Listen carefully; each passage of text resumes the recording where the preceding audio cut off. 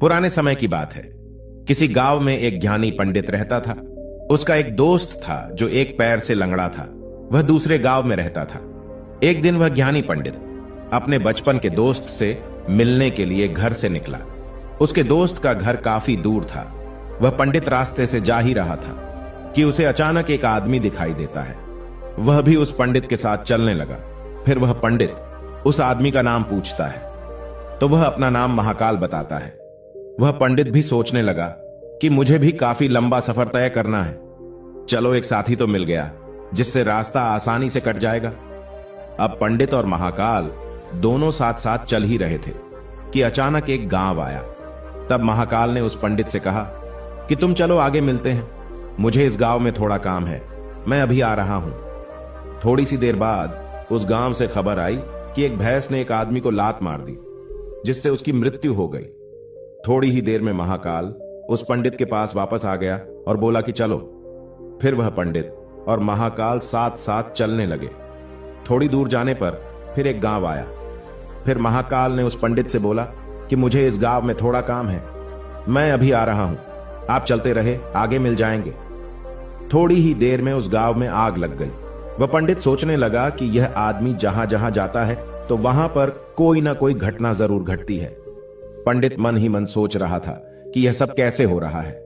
फिर उससे रहा नहीं गया और उस पंडित ने महाकाल से पूछ ही लिया कि भाई तुम कौन हो।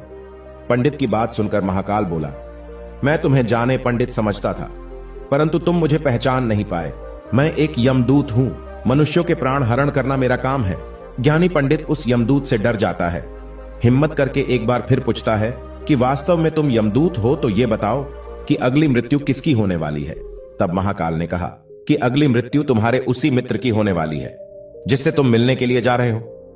वह पंडित सोचने लगा, यदि ऐसी बात है तो मैं अपने मित्र से मिलने नहीं जाऊंगा।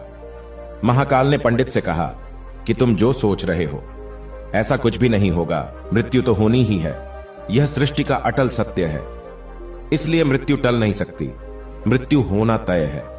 थोड़ी देर में उस पंडित ने देखा कि उसका मित्र उससे मिलने के लिए बड़ी तेजी से चला आ रहा है। जैसे ही उसका मित्र उस पंडित के पास पहुंचता है तो हृदयाघात होने के कारण उसकी मृत्यु हो जाती है। इससे उस पंडित को बड़ा पछतावा होता है। वह पंडित उस महाकाल से पूछता है कि अच्छा ये बताओ कि मेरी मृत्यु कब और कैसे होगी। तब महाकाल ने कहा कि तुम्हारी मृत्यु ठीक 6वें महीने के बाद दूसरे राज्य में फांसी लगने से होगी।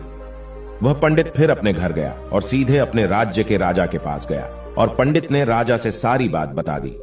तब राजा ने राज्य सभा में यह प्रश्न सबके सामने रखा। उस राज्य सभा में यह फैसला लिया गया कि यदि ऐसी बात है तो वह पंडित इसी राजमहल में 6 महीने तक रहेगा। राजा ने पंडित के लिए राजमहल में ही व्यवस्था करवा दी। धीरे धीरे समय व्यतीत हो रहा था। उस पंडित को नींद में चलने की बीमारी थी और यह बात उस राजा को नहीं मालूम थी। जिस दिन उसकी मृत्यु होने वाली थी उस रात को ही वह पंडित राजमहल से निकलकर दूसरे राज्य के राजमहल में जाकर राजा के शयन कक्ष में राजा और रानी दोनों के बीच में जाकर सो गया। सुबह जब राजा उठा तो उस पंडित को अपने शयन कक्ष में देखकर बहुत क्रोधित हुआ और उस पंडित को फांसी की सजा सुना दी। तब वह पंडित उस राजा को सारी कहानी सुना डाली, जिसको सुनकर वह राजा अपने एक गुप्तचर को पड़ोसी राज्य के राजा के पास भेजकर सारी जानकारी ले ली। जिसको सुनकर वह राजा अपने फैसले पर बहुत पछता रहा था, लेकिन उस राज्य का एक नियम था कि एक बार राजा जो सजा सुना दे फिर चाहकर भी उसे नहीं बदल सकता। राजा ने एक राजसभा लगाई और इसका उपाय पूछा। तब उस राजसभा में यह फैसला लिया गया कि एक पतले धागे का फंदा बनाकर उस पंडित को पहनाकर अपना वचन पूरा कर लीजिए। फंदा पतला होने के कारण पंडित की मृत्यु भी नहीं होगी और आपके फैसले की लाज भी बच जाएगी। फिर एक पतले धागे से फांसी का फंदा बनाया गया और उसके अगले दिन पंडित के गले में डालकर फंदे को खींच दिया गया। सभी ने यह सोचा था कि पंडित को कुछ नहीं होगा, लेकिन उस पतले धागे की वजह से उस पंडित का गला कट गया और खून तेजी से निकलने लगा। ज्यादा खून बह जाने की वजह से उस पंडित की मृत्यु हो गई। दोस्तों, हमारे भाग्य में जो लिखा होता है वो हर हाल में होकर ही रहता है, उसे बदला या टाला नहीं जा सकता।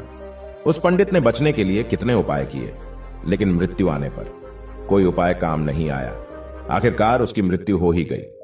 दोस्तों, आपने इस कहानी से क्या सीखा? हमें नीचे दिए गए कमेंट बॉक्स में कमेंट करके जरूर बताएं। धन्यवाद।